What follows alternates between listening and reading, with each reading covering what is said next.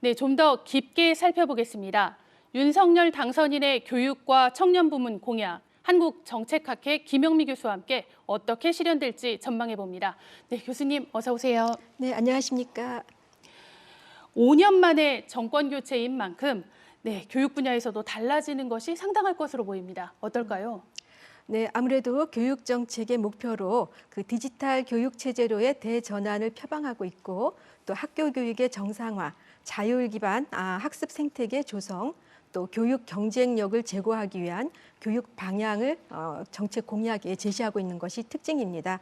이를 위해서 AI 기반의 교육과정 지원, 또 미래교육 수요와 사회 변화를 반영한 새로운 교육 정책의 제도 개선 등을 담고 있는 것이 특징이라고 할 수가 있겠습니다.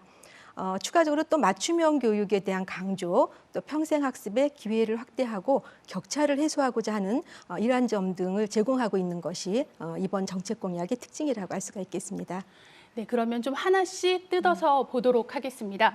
네, 학부모님들의 관심사죠. 당장 2025년부터 자사고 특목고가 폐지가 되는데요. 당장 이 사안 어떻게 될 걸로 보십니까?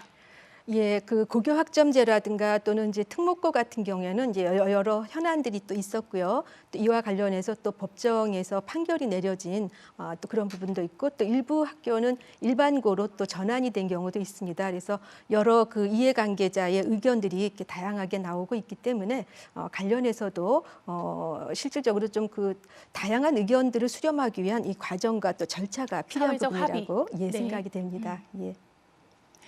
네, 앞서 리포트에서도 보셨지만 윤석열 후보가 계속해서 주기적인 전수 학력 평가라는 말을 했습니다. 우리 일제고사 과연 부활할 수 있을지 한번 볼까요? 예, 학업 성취도와 그 학력 격차를 파악하기 위해서 주기적으로 전수 학력 평가를 실시해서 기본적으로 기초 학력 보장이라든가 또는 미래 세대가 좀 더 세상을 자신감 있게 살아가도록 하겠다라는 이제 설명을 하고는 있습니다. 다만 기존에 이 학력 평가를 실시했을 때 이 학생이라든가 또 학교 또 지역 간 서열화로 인한 여러 가지 그 갈등이 있었기 때문에 이에 대한 부분도 어떻게 해소를 할 수 있는지에 대한 좀 더 구체적인 대안 마련은 필요하다라고 생각이 됩니다. 네, 학교 서열화 얘기는 뭐 선거 중에도 계속 우려가 됐던 사안이고요. 앞으로 이 정부에서 해결해야 될 문제인 것 같습니다. 네, 미래 교육에 대한 기대감이 커지고 있습니다. AI를 활용한 내용들, 윤석열 당선인의 공약에서도 정말 많이 담겼었는데요.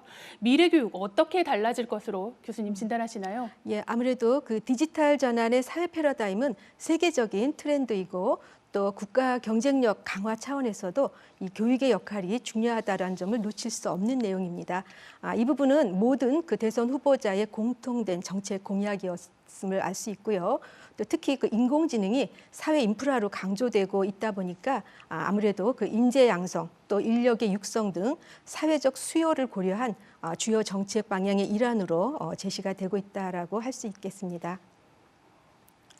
네, 이번에는 고등교육을 좀 살펴보겠습니다. 대학 개혁에 대한 부분이 빠질 수가 없는데요. 지금 지방대는 사실 학령 인구가 줄면서 신입생을 모집하는데도 굉장히 어려움을 겪고 있습니다. 대학 개혁 불가피할 것으로 보입니다. 예, 아무래도 그 지방의 대학들이 학령 인구 감소로 인해서 정원을 채우지 못하는 현실적인 문제에 봉착을 하고 있습니다.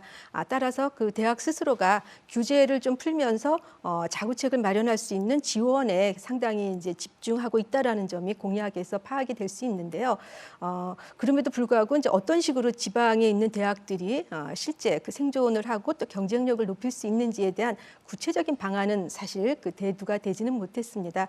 다만 이번에 이제 안철수 후보가 통합을 하는 과정에서 네, 맞습니다. 제시했던 공약이 네. 실질적으로 이제 함께 실현이 된다라고 하면 예측되는 부분은 이 4차 산업혁명과 관련한 기술 분야라든가 과학기술, 네, 그렇죠. 과학기술 네. 분야를 이제 좀 더 그 특성화를 시켜서 지역의 산학협력 활성화를 주도하고 이와 관련해서 지방대학의 어떤 역할들을 좀 집중적으로 그 담아볼 수 있겠다라는 점은 좀 기대가 되는 부분이라고 할 수가 있겠습니다. 네, 교수님. 우리 대입제도 얘기를 안 할 수가 없습니다. 네, 2028학년도부터 적용될 새로운 수능을 포함해서 대입제도 개편안이 2024년에 발표될 예정입니다. 입시 정책 변화 어떻게 달라질 걸로 보시나요? 예, 아무래도 이제 이 코로나19 팬데믹 이후에 그 학력 격차가 굉장히 심화되어서 우려되는 부분이다라는 이제 그 쟁점을 지적하고 있습니다.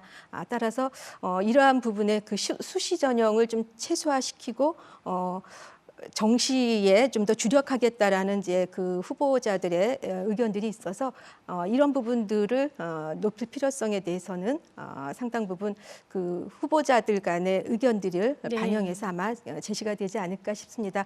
특히 이제 윤석열 후보 당선자 같은 경우에는 공정성을 확보해야 된다라는 점을 아무래도 집중적으로 제도와 연결시키려고 하는 점이 특징이라고 할 수가 있겠습니다.